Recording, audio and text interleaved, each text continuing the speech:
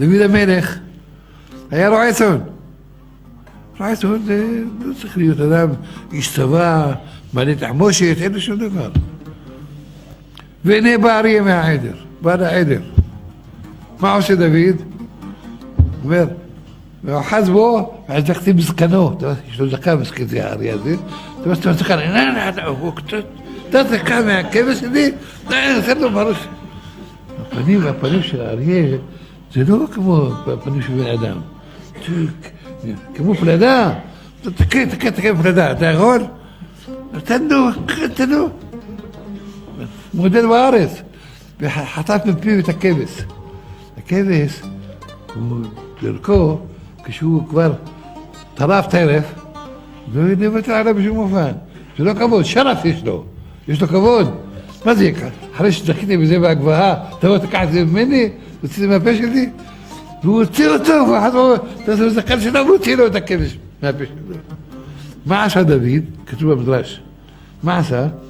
אחרי שהציל את הכבש, דוד היה חכם, תמיד חכם, שחט את הכבש, כמו שצריך, פשט את העור שלו עמד אותו, ועשה אותו מעיל, ונבש אותו, כדי שתמיד יזכור נוסף של הקודש ברוך הוא.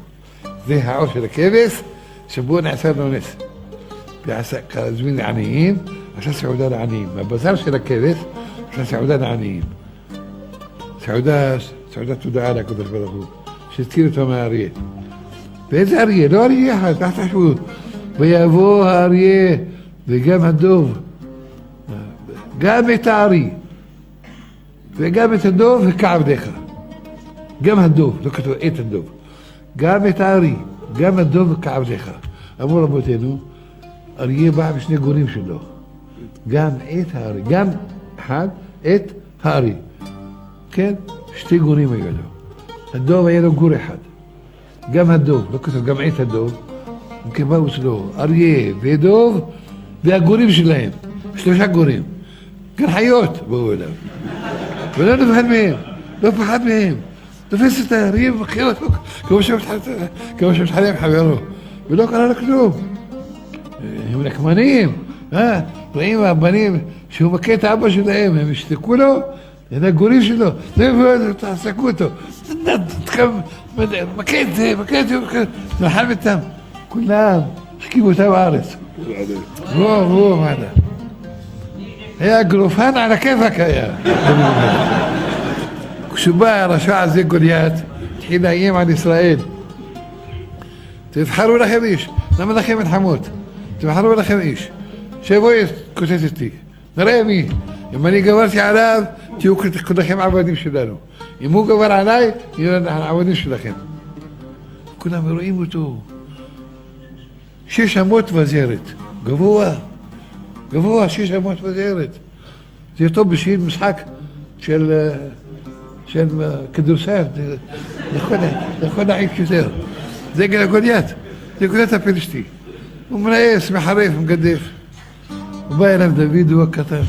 הוא שמע שהכרוז, איש אשר יכנו, יעשרנו המלך עושר גדול, ואת ביתו יתנו לאישה. הוא הולך אצל שאול, הוא אומר לו, אדוני, אני אנחם בו.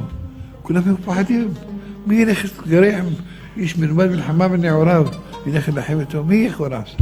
מסכן את עצמו, מסכן את כל ישראל. אני מוכן ללכת לנחם אותו ולהסיר את כל עם ישראל. אמר לו, לא תוכל את הנער קטון, אתה יכול עליו, מה אתה יכול עליו? אמר לו, בוא אדוני המלך, אספר לך סיפור. אתמול קרה לי מעשה, כך וכך, בא האריה וגם הדוב, ונשא שא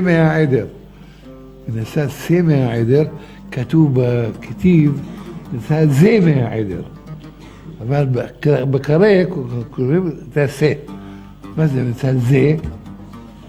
וראינו את העור שלו, זה העור של הכבש, נשא שא מהעדר, את זה נשא. וראינו את העור שלו. שהוא לקח את העור של הכבש ועשה ממנו מעיל. הוא מראה לו, תראה את זה, הלכה למעשה, נשא זה מהעדר. והוא בא אחר כך, והחזקתי בזקנו, וכיתיב ואמיתיב. למה בעד לי קדוש ברוך הוא הדבר הזה? להראות לי שאני לא אפחד.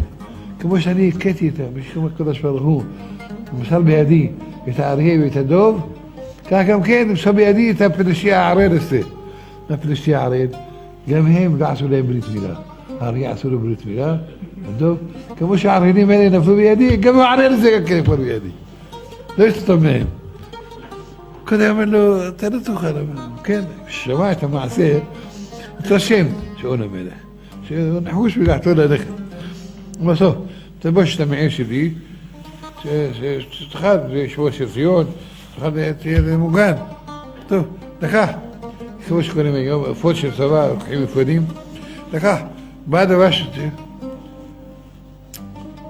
גבוה, דוד היה נמוך, אבל בשדבושת.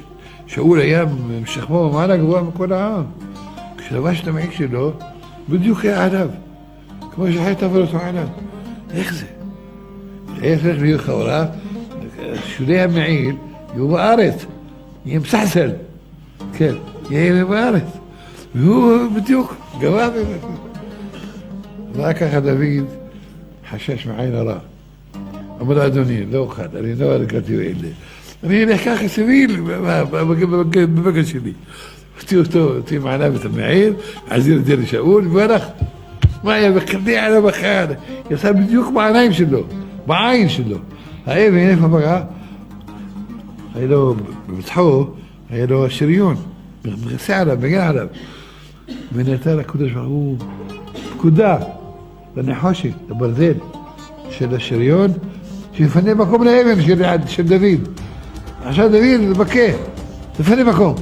מקום, תאח! אז יש לך מוח שלו. טוב, מסלול, נפל. לא היה. עשה לקדוש ברוך הוא נס, בשביל שיעשה עוד נס אחר ויזכיר את עם ישראל. זאת נראה לך נס להתנוסס.